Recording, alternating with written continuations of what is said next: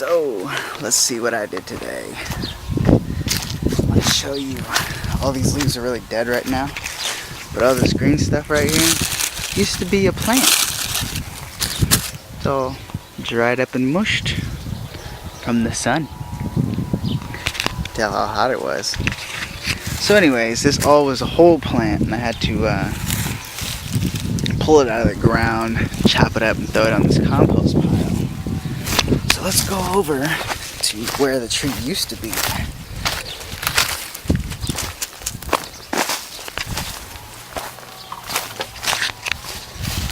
think Marta's looking for you. Oh, she is? Yes. I'll tell her you're over here, though.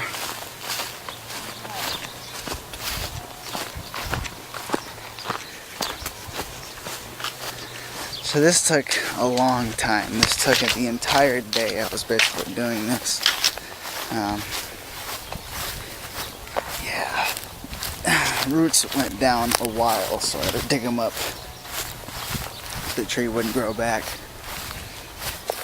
Alright, so basically, here's where the tree used to be. As you can see, it's not there anymore. It probably looked like that before. Different kind of tree, probably just the same size. Maybe more branches, more leaves. So that entire section I had to dig out and pull out myself with a shovel so that they could replant something else there. So this way that tree wouldn't grow back. Supposedly it's a really hassle tree and they just didn't want it there anymore. So we'll go back and actually there was 3 other little mini plants growing in there, different type of plants that I had to pull out. So I took those out and I put them in a pot, and so they can get replanted somewhere else. Oh look, my paradise. How beautiful. Wouldn't that be a hell of a job? Ready to pull out that tree. Here we go, I found the ones that I pulled out. It was these little guys. I really don't know what kind of plants they are, but they needed a saving, as you can see. Pretty badly dead. And that other tree, it was killing it. And that's about all I did today. It took the entire day. It was a lot of work.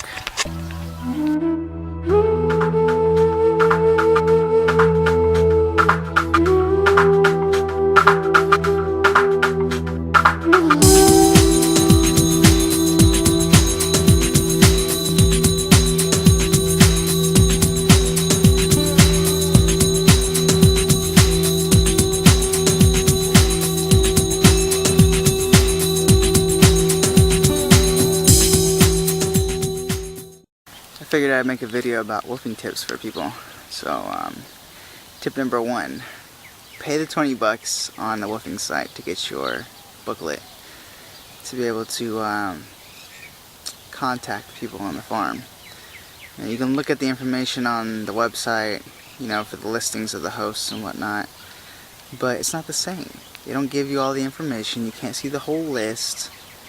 You can't see the whole listing, and you don't get the contact information. You can't talk to the farmers and the people, you know, you can't really get too much information from it.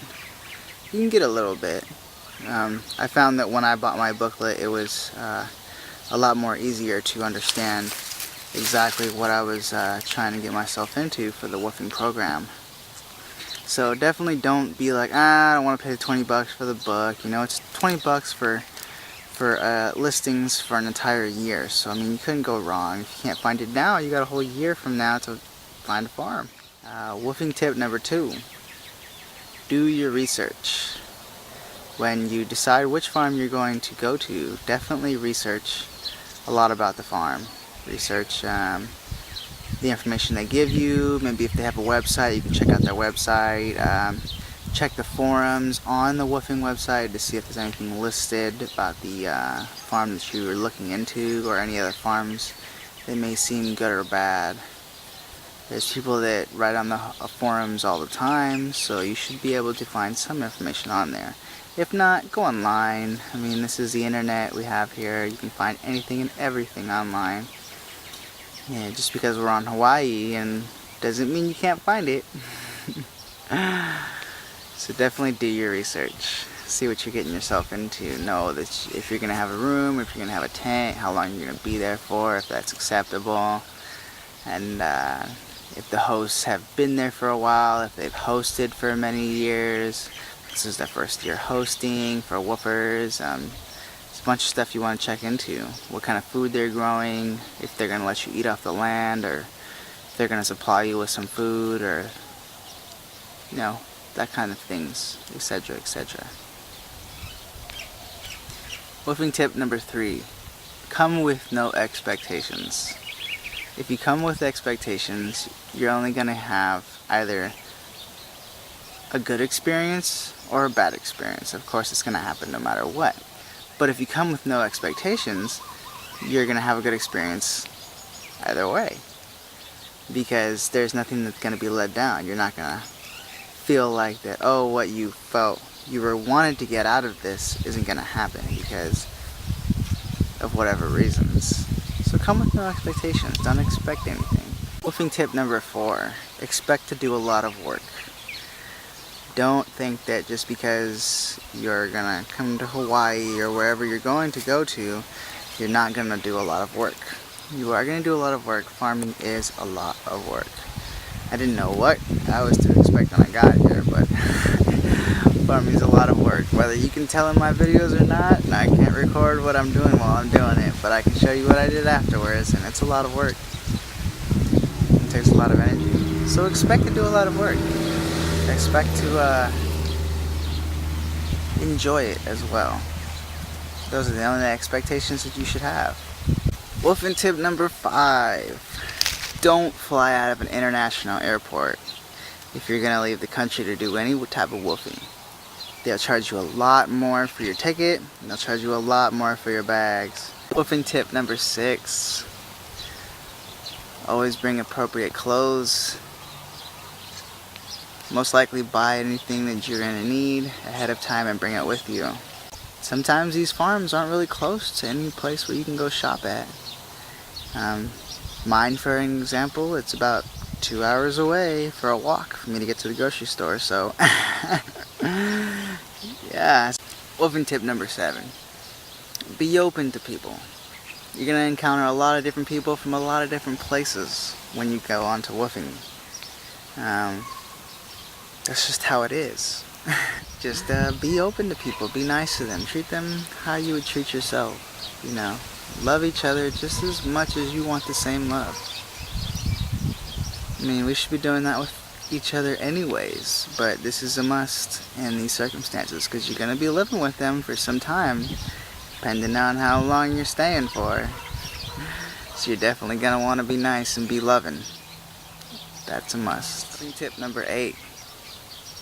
If you're not having a room and you're going to be staying in a tent, make sure you bring the right gear.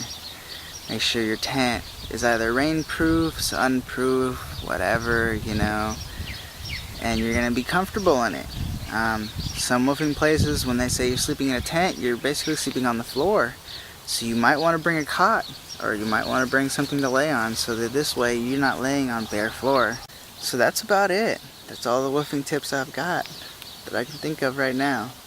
I'm pretty sure there's other questions that anybody else would like to ask, and if you do, go ahead, ask, no problem.